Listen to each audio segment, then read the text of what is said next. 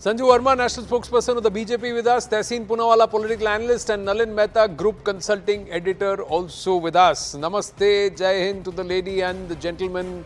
Let me first start with Nalin Mehta, because if Tehseen Poonawalla and Sanju Verma get into their elements, Nalin, आपका talk time वैसे ही chop हो जाएगा.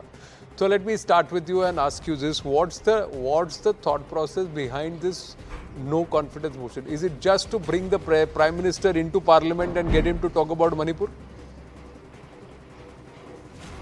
So it's very clear, Anand, the opposition never had the numbers for a no confidence motion. They wanted the Prime Minister to come and speak on Manipur, and the BJP didn't oblige. They found the no confidence motion as a roundabout way to ensure that the Prime Minister speaks on issues around Manipur, because that's what many of them were supposed to raise. But in today's debate, at least on the evidence of many of the speakers that I saw from the opposition, barring Tarun Gogoi, I did not see that much about Manipur. I saw people speaking on a whole host of issues. But fundamentally, they thought it's a way to get the Prime Minister to engage with it. But it may be a double whammy, because in a straight-on contest, it's also giving the Prime Minister an opportunity to respond with the narrative of the BJP, to set the narrative ahead of 2024.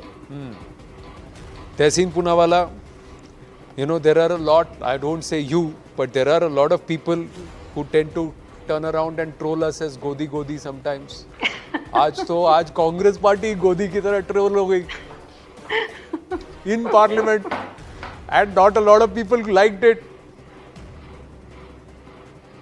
So Namaskar Anand, thank you for having me on the show. And just one factual correction to Nalin, for whom I have a lot of respect, and I'd always keep quiet if Nalin speaks, because I take him very seriously. It was Gaurav Gogoi, not Tarun Gogoi. Tarun Gogoi was his father. Just a technical error, but My bad there, Tehseen.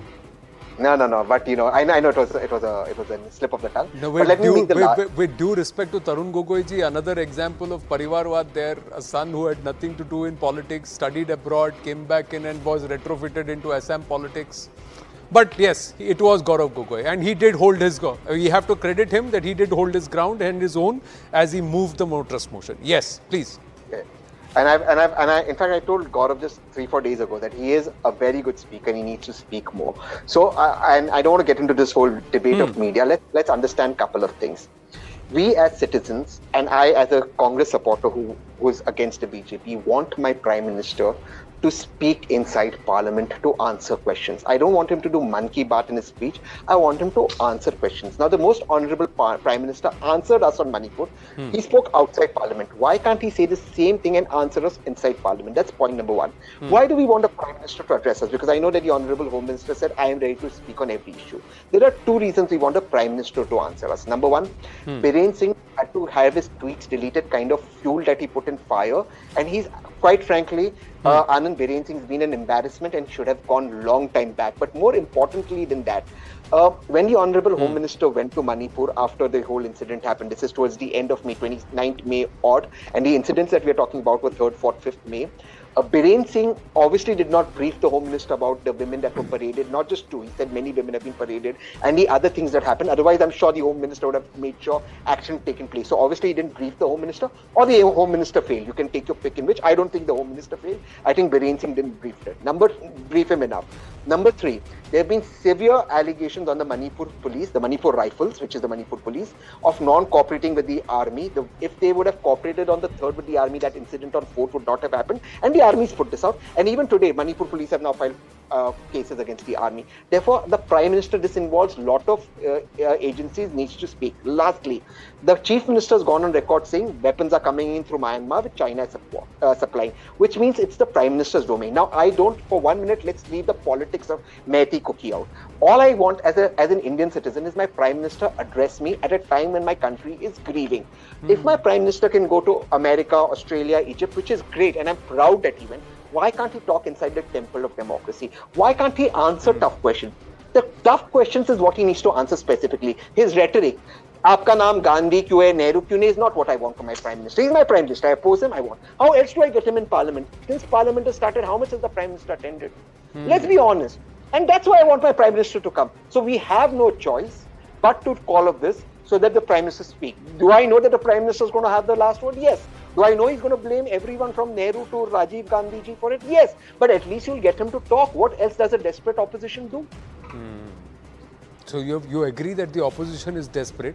You agree that the opposition is In losing the national no. interest. Yeah, In national interest. You agree that the opposition is losing the no trust vote. They don't But have you the numbers. You also don't believe need that this was. You also agree that this was a strategy to get the Prime Minister on the floor of the House and ask him to and get him to respond. Sanju Verma. Okay, Anand, I heard Tehseen very carefully. I just have a couple of points to make. I think you gave a brilliant introduction where you said as far as numbers go, the BJP-led NDA is far ahead at 365. The opposition is at 141. And Anand, even if I have to be generous and give the opposition another 9 seats from the TRS/BRS, still their tally would not go up to beyond 150. And the majority number stands at 272. 272 ki bajaye BJP has 365 in its kitty. And currently in the no confidence motion, if there is one thing that matters, it is the political arithmetic. And anybody who says otherwise is fooling himself or herself. I will just say a couple of things based on what Tehseen said. First and foremost, under Article 75 of the Constitution, the Prime Minister is the head of the cabinet and he decides through his cabinet and his cabinet secretariat how to allocate responsibilities. Amit Shah, by virtue of being the Union Home Minister, is the man with the domain expertise in terms of the Manipur issue, and he has openly told repeatedly, he's reached out to senior Congress leaders like Mallikarjun Kharge, he's reached out to leaders from the TMC, and yesterday he actually said that on the 11th of August, I'm willing to take up any matter pertaining to Manipur which the opposition has concerns on.